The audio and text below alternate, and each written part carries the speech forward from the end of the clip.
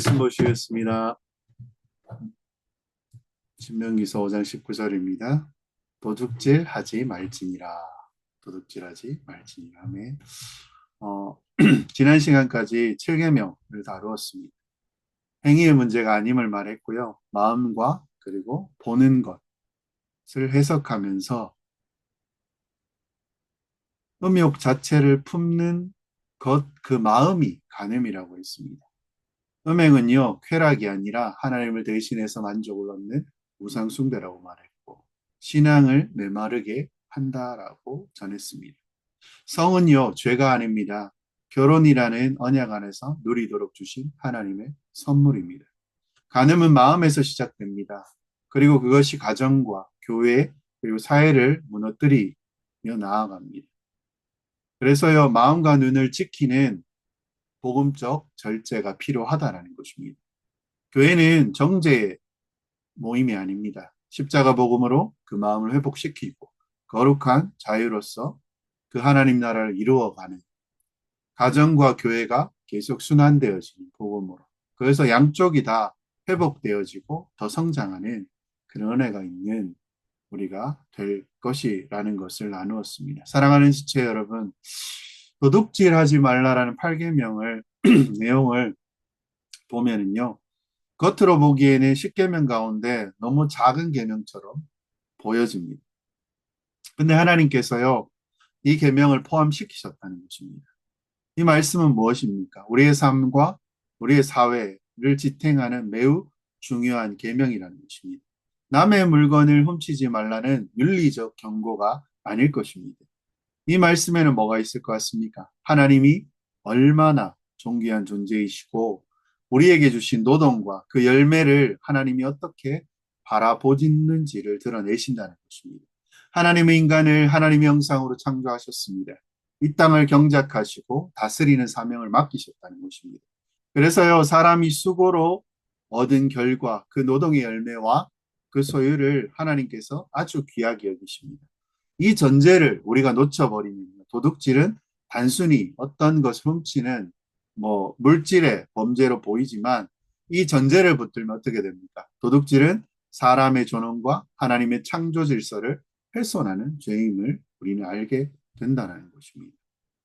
십계명, 하나님이 이 세상 전체와 믿는 하나님의 백성 전체를 포함하는 중요한 계명으로 도둑질하지 말라 이 말씀을 쓴 것입니다.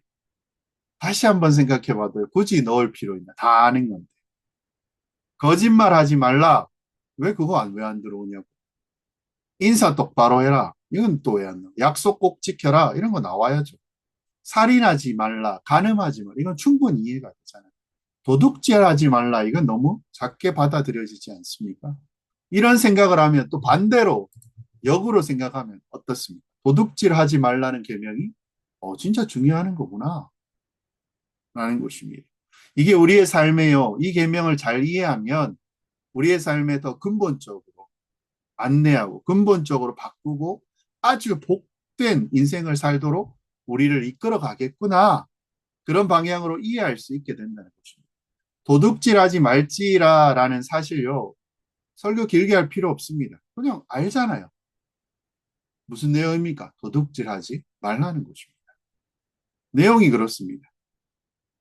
자기 것이 아닌 다른 사람의 것, 다른 사람의 것을 불법적으로요, 대가를 지불하지 않고 자기 것으로 취하거나 취하지 않더라도 마음대로 사용하거나 이렇게 하는 것을 금하는 계명이라고 말씀드릴 수 있습니다. 도둑질하지 말라는 이 계명은요, 이런 뜻이 있습니다. 네 거는 네 거고 내 거는 내 거다. 다른 사람 거는 다른 사람 거다.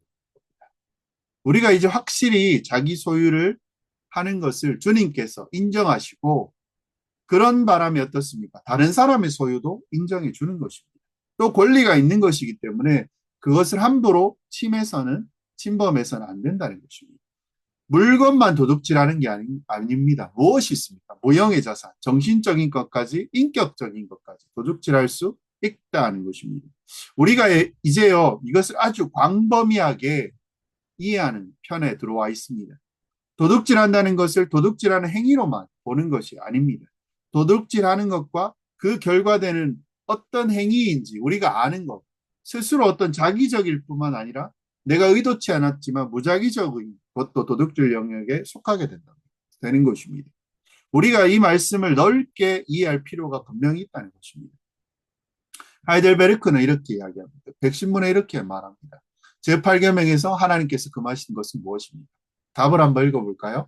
하나님께서 국가와 법에 처벌하는 도둑질과 강도질만을 금하신 것이 아니고 이웃의 소유를 자기의 것으로 삼으시려고 시도하는 모든 속임수와 관계를 도둑질이라고 말씀하십니다.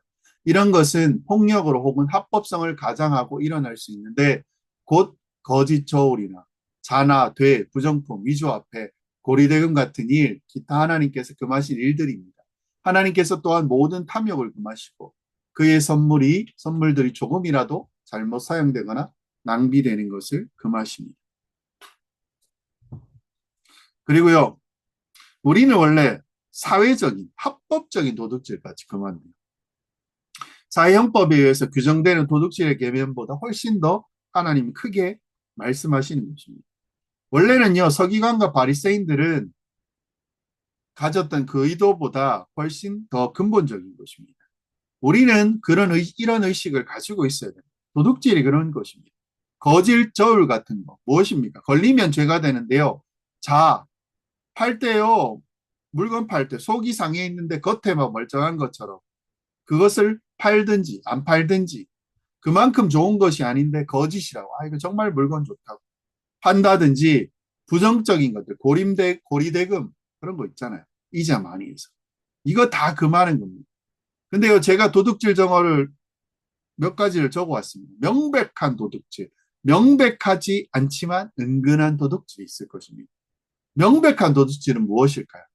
훔치는 것, 말할 것도 없습니다. 그 다음에 강도, 날치기, 퍽치기, 사기, 명백한 도둑질입니다. 그 다음 무엇이 있습니까?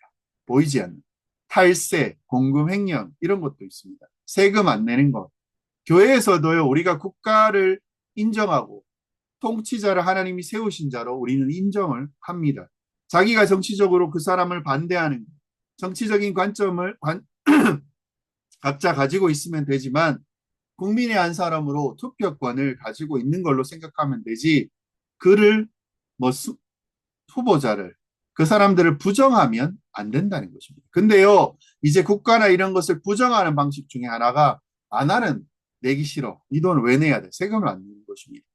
꼭 그런 의도도 있지만 결국은요, 욕심 때문에 그런 것입니다. 그래서요, 그리스도인들은 세금을 탈루한다는 것이 있으면 안 된다는 것입니다. 그 다음에요, 상거래 중에 무엇이 있습니까? 터무니없이 비싸게 받는 것입니다. 그 다음에 물건의 함량을 속이는 것, 저울을 조정하는 것, 사업이나 가게를 하시는 분, 이런 것들은 잘 생각해서 너무나 비싸게 받는 것. 누가 막 비싸게 주고 사겠다 하면 막 화를 내야 됩니다. 왜 이걸 그렇게 비싸게 주고 사냐고. 지금 나를 당신이 도둑질하게 하는 거냐. 근데요, 정말로 원한다면 그렇게 비싸게라도 주고 사겠다면 할 수 없다. 이렇게 지적한 다음에 넘어가는 건 어쩔 수 없죠. 괜찮습니다. 그 다음에 이제요, 신용을 남용해서 신용불량자가 되는 것. 자기에게 신용이 있습니다.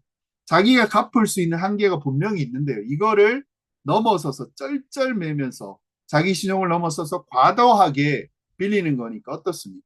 일종의 이것도 도둑질입니다.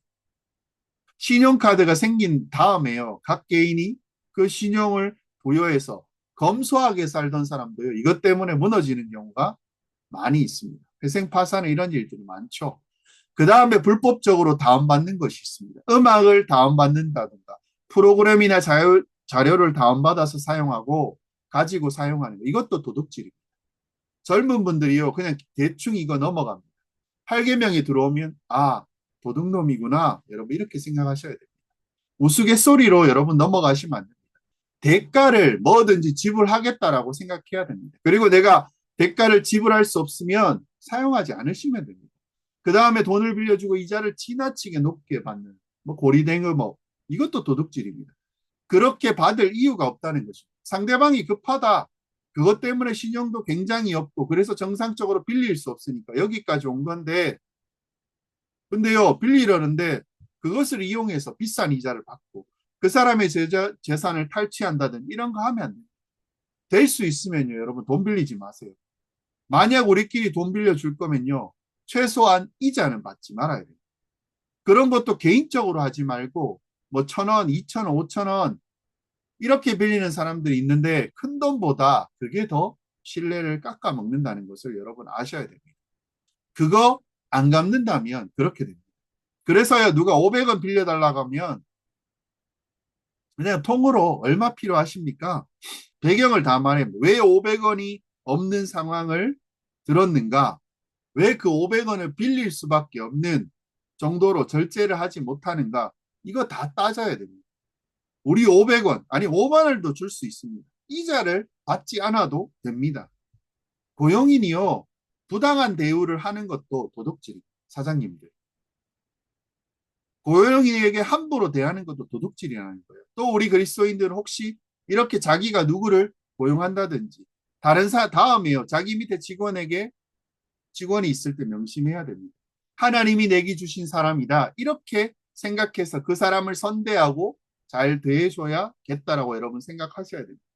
그 다음에요. 다른 사람을 험담해서 그 명예나 인격을 훼손하는 것도 도둑질입니다. 이거는요, 이제 퍼지기 때문에 들은 사람들 가만히 있으면 안 됩니다. 전파자의 의무가 생깁니다. 그래서 여러분, 내용을 전해야 됩니다. 전도해야 됩니다. 그래서 항상 안 좋은 것들요, 막 옮기기 시작합니다. 좋은 내용을 옮겨야 되는데 안 좋은 것만 얘기해요. 밑도 끝도 없이 퍼집니다. 저분 뭐 이상하다. 교회같이요, 긴밀한 곳에서 이렇게 한번 잘못 대처하면 어떻게 됩니까? 명예를 잃어버리게 된다는 것입니다. 어떤 분들은요, 이런 얘기하면 내가 틀린 말 했냐? 그렇잖아. 이렇게 얘기할 것입니다.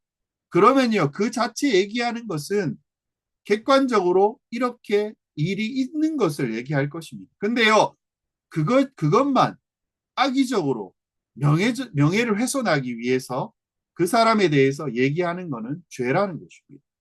객관적으로 하려고 하면, 있는 얘기 하려고 하면 어떻습니까? 정말 그 사람이 하나님의 형상대로 창조되었고, 우리 주 예수 그리스도 그 하나님의 아들을 죽게까지 하신 영혼이라면 그를 구원하시고 그 사람을 귀하게 여기셨고 그 인생을 이렇게까지 살게 하신 것인데 그 얘기를 다 한 다음에요. 잘못된 지점을 얘기해야 된다는 것입니다. 근데요, 그 앞에 어떻습니까? 그거 다 얘기하려면요, 한평생 걸릴 겁니다. 그 사람이 살아왔던 일생. 그러니까요, 얘기하지 마세요. 하나님이 이 인생을 어떻게 지금까지 지켜오고 이어져 왔는지 얘기하지 말라는 거죠. 마치요, 염려하는 것 같이 하면서 은근히 이 소식은 퍼집니다. 사람이 누구에게 안 좋은 얘기를 들으면요, 나 그거 못 믿어 해도 그러지 않을 거야. 하지만 우리는 영향을 받습니다. 그러니까 굉장히 이런 것들을 조심해야 됩니다. 그 다음에 어떻습니까? 좀 이해가 될지 모르겠는데요. 거짓으로 마음을 훔치는 것도 도둑질입니다. 거짓으로 사람의 마음을 훔치는 것도 도둑질이라는 것입니다. 이렇게 생각하면 얼핏 뭐 남자 여자 가운데 어장관리 아시죠? 비슷한 느낌이 듭니다. 괜히 책임도 안 지면서요, 은근히 신호를 줍니다. 기대감을 갖게 하고 뭐 이런 것들이 있을 수 있습니다. 이게 어디서 온 거냐면요, 사무엘하 15장 6절에 뭐라고 이야기합니까? 이스라엘 무리 중에 왕께 재판을 청하여 오는 자들마다 압살롬의 행함이 이와 같아서 이스라엘 사람의 마음을 압살롬이 훔치는지라. 다윗의 아들입니다. 압살롬은. 근데요, 압살롬이 우여곡절 끝에 한 아버지에 대한 반감을 가져서 그에 대해서 반역을 하려고 마음을 먹었습니다. 근데 반역을 하려고 마음을 먹으니까요, 사람들이 자기를 지지해야 되겠거든요. 그러니까 취하는 방법이요, 재판이 있는 곳에 가서 그의 아버지라든가 고위 관료들의 재판이 이루어집니다. 그러면 재판을 생각해 보면 어떻습니까? 이긴 사람이나 진 사람이나 거의 불만을 보통 갖게 됩니다. 근데요, 그럴 때 압살롬이 조용히 가가지고 뭐라 그러냐면요, 나라면 그렇게 안 합니다. 당신한테 더 유리하게 해줬을 텐데 안타깝구나. 이렇게 해가지고 양쪽 사람의 마음을 사기 시작합니다. 근데 그것을 성경이 뭐라고 얘기합니까? 압살롬을 이렇게 이스라엘 무리 중에 왕께 재판을 청하려 오는 자마다 압살롬의 행함이 이와 같아서 뭡니까? 이스라엘 사람들의 마음을 압살롬이 뭐라고요? 훔치니라. 원래 그 마음은 누구 것입니까? 나라의 백성이요. 왕의 것이 되어야 됩니다. 다윗의 왕의 것이 되어야 되는데 그 왕으로 향한 마음을 자기가 훔쳐서 반역을 하게 되었다는 것입니다. 이 마음을 훔치는 게요. 반역의 아주 중요한 토대가 되었다는 것입니다. 그래서요. 이게 부당한 것입니다. 사실 교회에는 질서가 있고 예를 들자면 무엇입니까? 자녀는 부모에게 마음을 줘야 되고 그 다음에 학생은 선생에게 마음을 줘야 되고 뭐 이런 여러 가지 우리의 제도적인 틀이 있어 왔었습니다. 이런 관계입니다. 근데요, 부모가 애들을 가지고 내 부모가 잘하냐? 내가 부모라면 이렇게 했을 텐데. 또 부모에게 반항하게 하고 이런 것들을 부당하게 하는 것이 마음을 훔치는 그런 전형적인 모습입니다. 거짓으로요, 사람의 마음을 훔치는 것도 도둑질이라는 것입니다. 집단으로, 국가 간에 자원 재산을 불법적으로 취득하는 것도 도둑질입니다. 그래서요, 조선시대 말기에는 어떻습니까? 뭐 15, 16, 17세기 뭐 어간에 전 세계의 강대국을 위해서 여러 가지 식민지들이 있게 되고 그 자원과 거기 있는 것들을 막 약탈했습니다. 문화재 같은 거.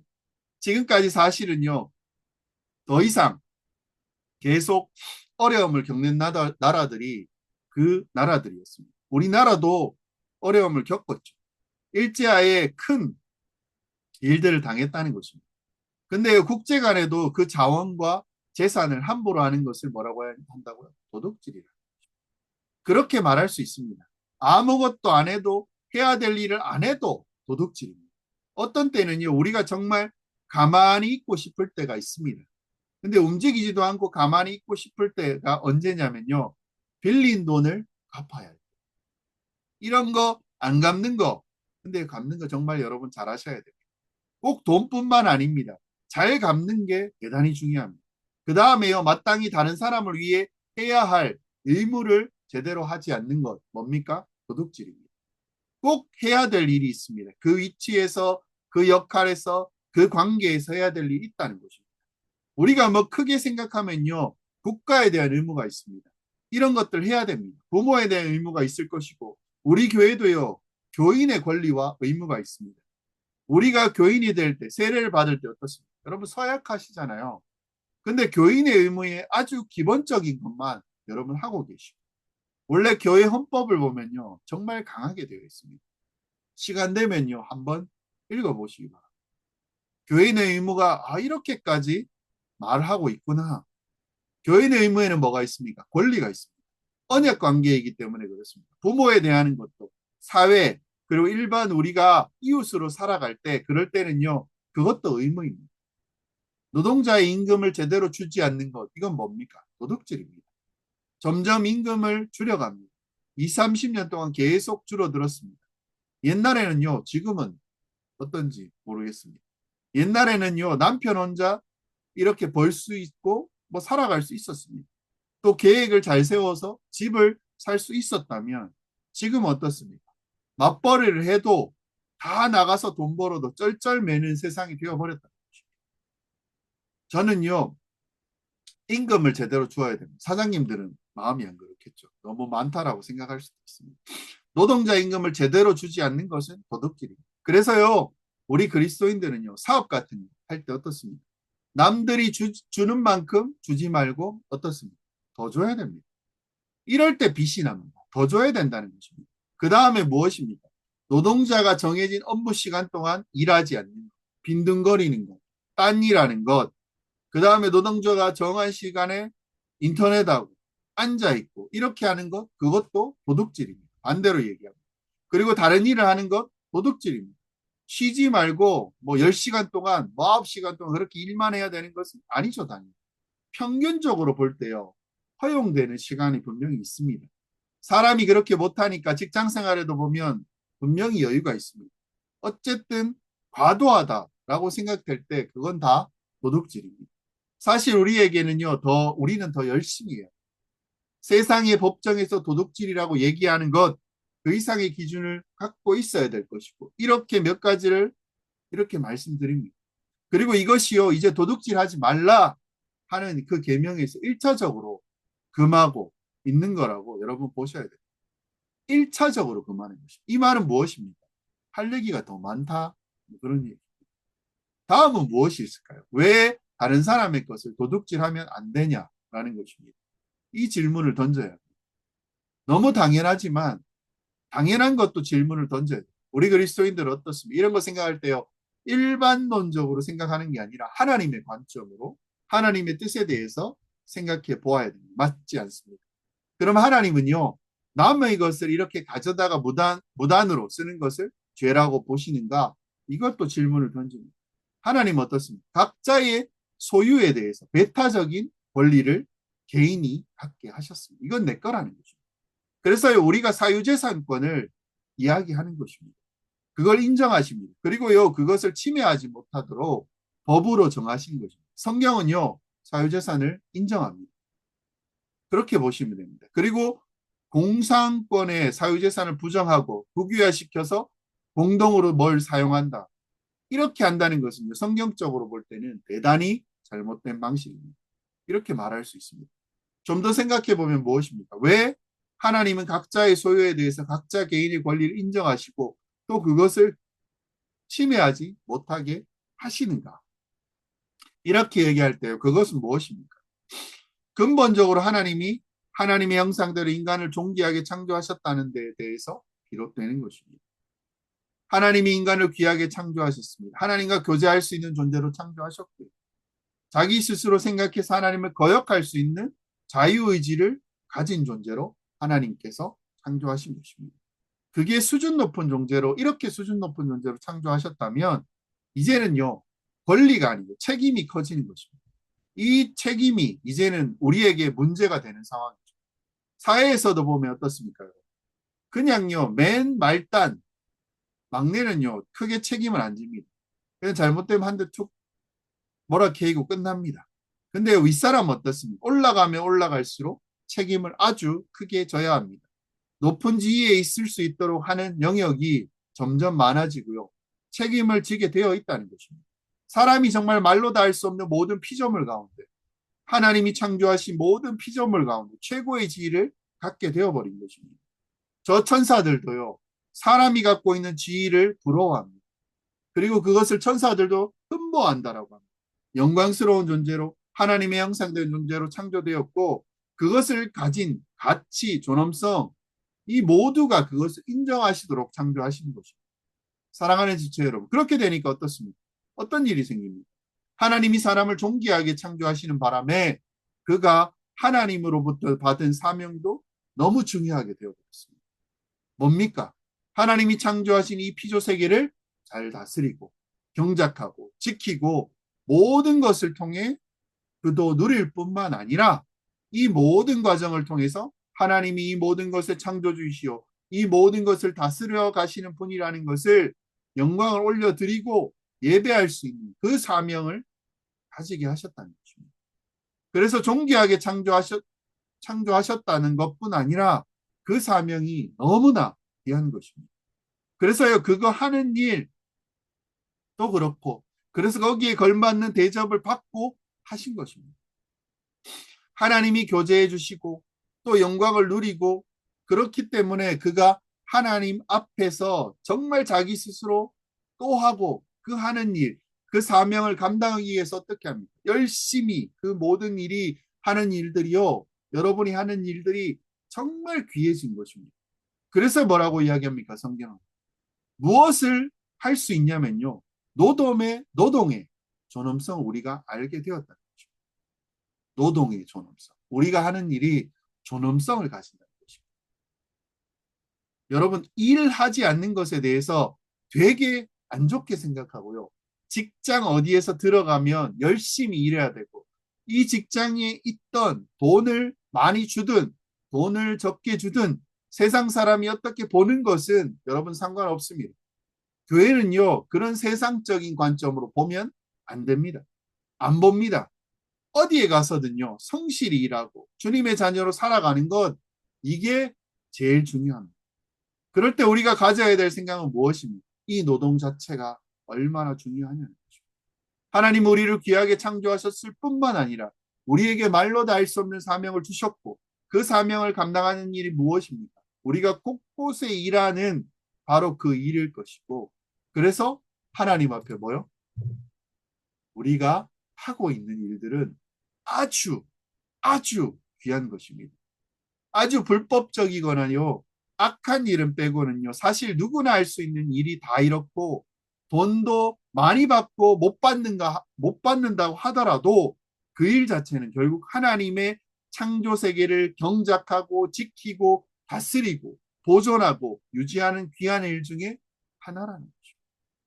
그건 사회에 꼭 필요한 일 중에 하나이기에 우리 그리스도인들은 어느 곳에 가든지 그 일을 귀하게 여기고 그 노동이 아주 귀하고 자기 손으로 수고해서 하나님이 주신 이 모든 자기의 손, 재능, 이 모든 것을 이용해서 열심히 살아가는 것, 열심히 노력하고 일하는 것, 이것이 너무나 중요한데 그래서 나온 결과가 무엇입니까? 그렇게 열심히 하나님의 뜻에 따라 일하고 노동하고 열심히 수고하고 얻은 그 보상, 그것에 대해서 권리를 가지게 하신 것입니다. 사람에게 존엄성이 있다면요, 노동에도 존엄성이 있습니다. 노동에 존엄성이 있다면 노동의 결과에서 얻어진 것도 존엄성이 있다는 것입니다. 그래서요, 거기에 대해서 이 각 개인의 권리를 가지게 하신 것이고 그것을 자기 거다 이렇게 말할 수 있도록 하신 것입니다. 그렇게 만약에 어떤 사람이요, 남이 열심히 일하고 노력하고 수고해서 가지고 보상을 얻은 것, 이것에 대해서요 함부로 불법적으로 손을 대고 이것을 해치고 자기 마음대로 그냥 무단으로 갖다 쓰고 옆에 누군가가 가졌는 남의 것을 막 쓰고 그것을 없애버린다면 정말 큰 문제입니다. 무단으로요 그거 막 쓰면 안 되는 것입니다. 이렇게 다른 사람의 소유를 훔치거나 자기 마음대로 사용하거나 심지어는요 다른 사람의 것을 파괴한다면 그러면요 이제 어디로 갑니까? 그 사람이 수고한 것입니다. 주님 앞에서요 살아가면서 주님이 주신 그 일을 감당했다는 것입니다. 그게요 하나님의 형상으로 창조된 자가 설사 불신자요 하나님을 인지하지 못한다고 할지라도 그 노동 자체는 정말 귀한 것입니다. 근데 그 사람의 일 자체를 부정하고 파괴하고 해를 끼치는 것이고 그게 더 어디로 갑니까? 하나님의 형상으로 창조되어진 그 사람에게 해를 끼친 것입니다. 그러면 어디로 갑니까?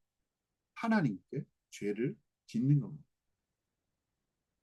그래서요 도둑질하지 말라는 이 말씀 안에는요 도대체 우리가 일하고 얻은 보상의 대가가 그 어떤 소유가 어떤 의미냐 이걸 묵상해 보라고 도전하는 거죠. 일하고 얻은 보상, 대가, 그 소유가 어떤 의미냐 이걸 여러분 묵상해 보시라고 도전하고 있는 거고요. 우리의 것을 생각할 때 이것이 하나님 앞에 큰 죄이구나. 마음대로 그걸 착취하거나 줄이거나 그걸 우리가 알 수 있습니다. 사람이 이렇게 귀합니다. 사람이 이렇게 귀하다는 것입니다. 그리고 그 사람이 하루하루 일하면서 살아가면서 그렇게 펼쳐가며 그 삶을 전개해 나가는 그 인생도 아주 중요하고 귀한 것이고 그리고 그가 인생을 통해서 얻은 것들 그 얻은 것들도 귀하게 여겨야 되는 것이고 그것이 그 사람의 가치입니다. 그 사람의 보람입니다. 또 인생입니다. 그래서 대단히 귀하게 여기고 존귀하게 여겨야 되는 것입니다. 존귀한 것입니다. 이렇게 말할 수 있습니다. 하나님은 이것을 귀하게 여기십니다. 각자의 인생에도 귀하게 여기시고 그가 어느 곳에 가든지 열심히 일하는 것도 귀하게 여기시고 그 일을 통해 얻은 것도 귀하게 여기시고 그 사람의 인생의 보람의 일부분으로 삼을 수 있도록 그렇게 하신 것입니다. 지금은요 이 땅이 타락해서 땅이 우리를 위해서 좋은 것을 선선히 내어주지 않습니다. 원래는 그냥 줬어요. 달라면 타락해서 그렇기 때문에 우리는 어떻습니까? 아담에게 했듯이 수고를 해야 됩니다. 우리의 일이요 굉장히 큰 수고입니다. 그래서 여러분 월요일마다 어떻습니까? 여러분 월요병이 걸리던 일하기 싫어하고 그게 아주 기쁘지 않고 힘들기 때문에요. 어떤 사람들은 성과를 내야 하면 압박이 매우 심할 것입니다. 그렇지 않더라도 계속 일해야 되고 이거 끝나면요 더 큰 일이 오고 끊임없이 일 속에서 부담을 느끼고 쉬지 못하는 것입니다. 이 노동이 지금은 일 자체 그리고 일을 고대하게 하는 것, 일을 많이 하는 것 이런 것이요 불행한 인생의 표본이 되었다라고 우리는 봅니다. 근데요 우리 그리스도인들은 어떻게 봐야 되냐면요 그렇게 보지 않습니다. 하나님 앞에서 이 일을 해석하고 의미를 부여하고 열심히 일하려고 하고 그 수고를 감당하려고 하고 그리고 어떻게 해요? 우리가 타락했습니다. 근데요 그 노동은 중요하고 그 소산물을 잘 갖는 것도 중요합니다. 근데요 이 대가를 자꾸 줄이려고 하는 것 그것이 안 좋은 것입니다. 자기가 아무리 힘들게 일을 해도 그 보상이 커요. 기쁨을 얻고 거기에서 이런 즐거움을 얻는 것인데 이게 겨우 입에 풀칠할 정도로 살게 되면 그리고 이것을 통해서 미래를 꿈꿀 수 없다면 힘든 일인데 어쨌든 우리는 근본적으로 이것을 그럼에도 귀하게 보는 것입니다. 그래서 하나님은요 이런 사람들과 노동의 존엄성을 생각하고 그 소유를 귀하게 여기십니다. 이거 생각하면요 도둑질하지 말라. 이 말씀이 어떤 세상을 꿈꾸시는 거냐면 자기가 도대체 왜 태어났는지 자기의 인생의 소중함을 알고 그리고 자기가 사회의 한 부분에서 그것이 비록 지루한 일이라고 할지라도 그리고 남들이 볼 때 와 대단하지 않는 일이라 할지라도 우리 하나님 앞에서 하나님 앞에서 그 일을 귀하게 여기고 노동을 귀하게 여기고 그 다음에 얻은 보상을 자기의 걸로 권리를 가지며 세상의 사유재산권을 고유의 권리로 인정하고 그 일을 하는 곳에 정당한 대가를 얻고 그리고 자기의 노동의 결과인 그 대가 보상에 대해서 내가 자부심을 가지고 그것을 만족하면서 살아갈 수 있는 세상 그 어느 누구도 그것을 침해하려 하지 않고 존중해 주는 것이며 서로 인정하며 또 노동의 산물에 대해서 그 가치를 인정해 주는 서로 신뢰할 수 있는 그런 사회를 우리 하나님께서 꿈꾸시는 것이고 그렇게 창조하는 거라고 말할 수 있는 겁니다. 수많은 죄와 타락과 부패와 불의한 자들의 그 활동에 의해서 어떻습니까? 이 모든 것들이 가려져 있고 우리가 잘 볼 수 없는 경우도 있지만 근데요 근본적으로 우리가 세상을 보거나 우리의 삶을 이해할 때 우리는 이렇게 이해해야 될 것입니다. 하나님은 이 도둑질하지 말라는 계명을 통해서 열심히 일하는 것을 원하셨고 또 봉사하고 또 노동의 그 결과를 얻고 또 그런 것들을 서로 교환할 때 필요에 따라서 교환할 때 또 진실하게 적절히 교환을 하고 누구도 훔쳐가지 않는 신뢰하는 서로를 신뢰하는 그런 사회를 꿈꾸셨다라고 생각하고요. 우리는 이제 믿음으로 그것들을 받아들이며 살아가게 된다는 것입니다. 근데요, 그런 의미에서 좀 뜬금없지만 사유재산권을 인정하는 자본주의 사회는요, 사유재산권을 인정합니다. 그 토대 위에서 세워진 이 자본주의는요, 우리가 기본적으로 인정할 만한 세상입니다. 그런데다가 자기 노동의 대가가 적절한 교환 가치를 인정받고 다른 것으로 교환할 수 있도록 자유시장 제도가 있는 것도요, 우리가 문명의 발전의 방향으로 볼 때는 사실상 성경에 크게 어긋나지 않는다라고 볼 수 있습니다. 그래서 말할 때 주저하는 이유는 무엇입니까? 왜 이것을 주저합니까? 자본주의에 대해서. 사회가 왜곡되어 있어서 지금 이렇게 기본적인 사회 구조를 갖는 것은 무엇입니까?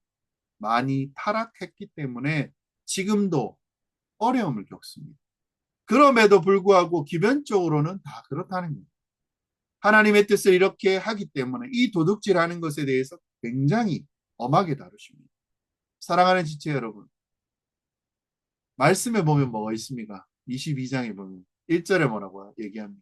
사람이나 소나 양을 도둑질하여 잡거나 팔면 그는 소 한 마리에 소 5마리로 갚고 양 한 마리에 양 네 마리로 갚을지니라.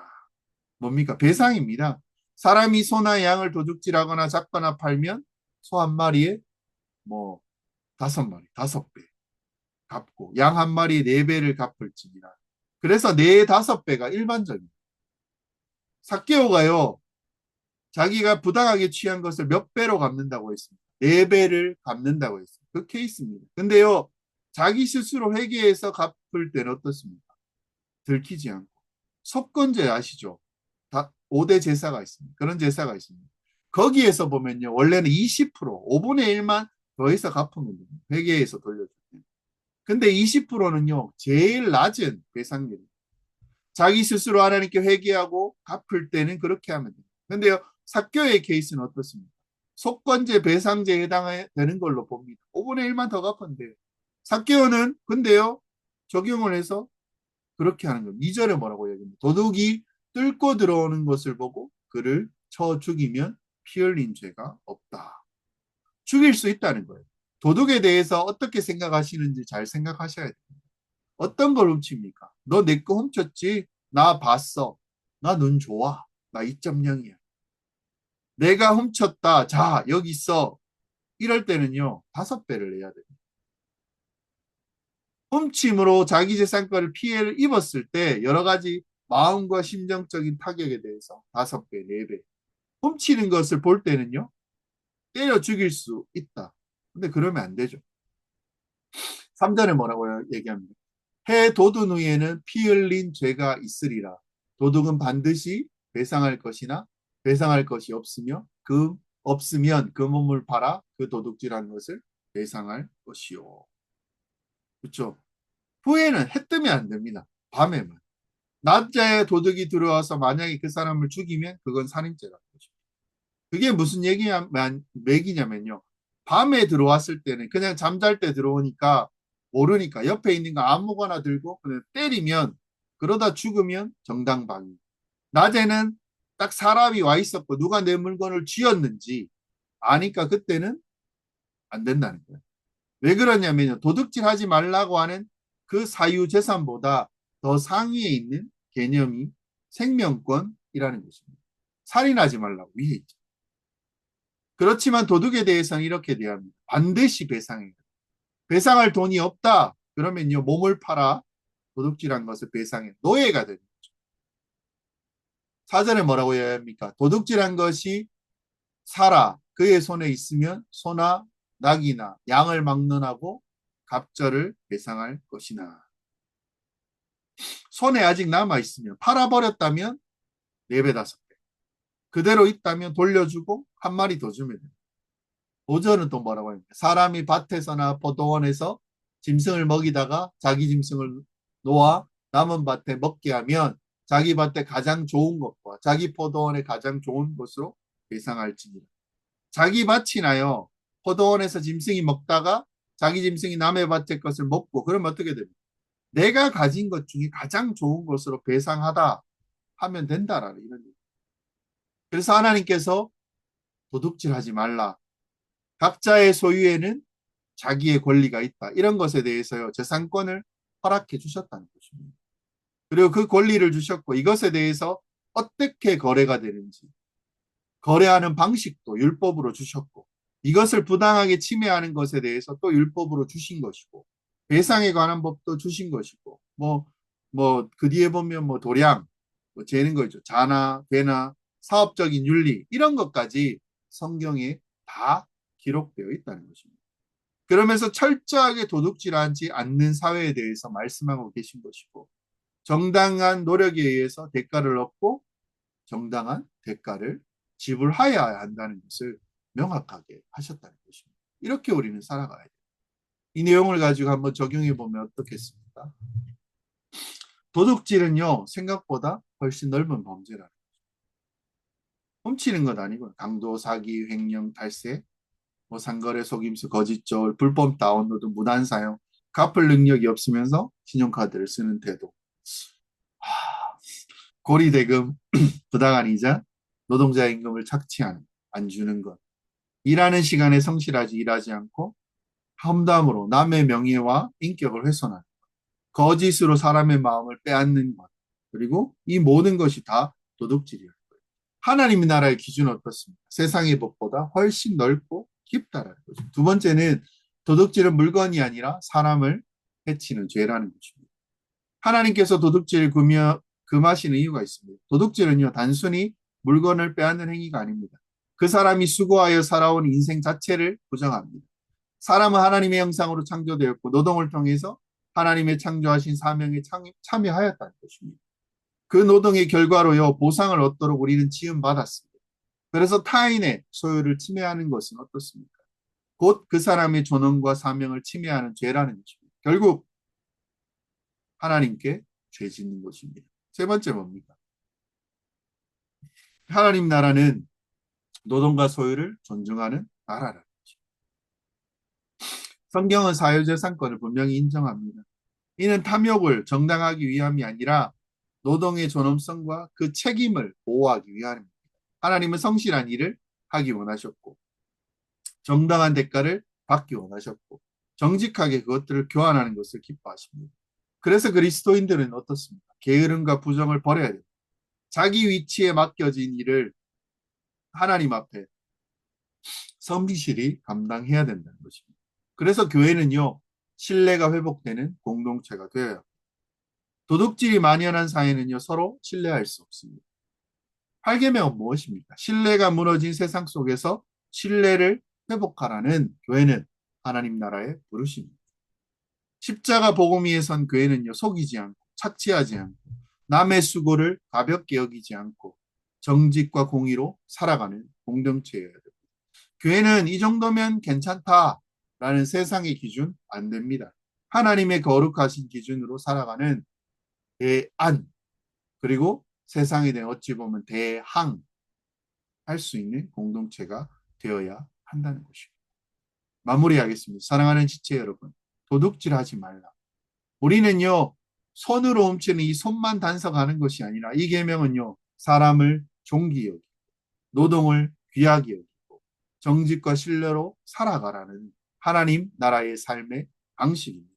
예수 그리스도께서 우리의 탐욕과 부정까지도 다 짊어지셨고 십자가에서 모든 대가를 지불하셨습니다. 그래서요, 우리는 빼앗으며 사는 존재가 아니라 은혜로 받으며 은혜로 나누며 은혜의 존재로 부름을 받았다는 것입니다. 십자가 복음 위에 세워진 교회는 어떻습니까? 정직함으로 세상을 비춥니다. 신뢰로 사회를 회복시킵니다.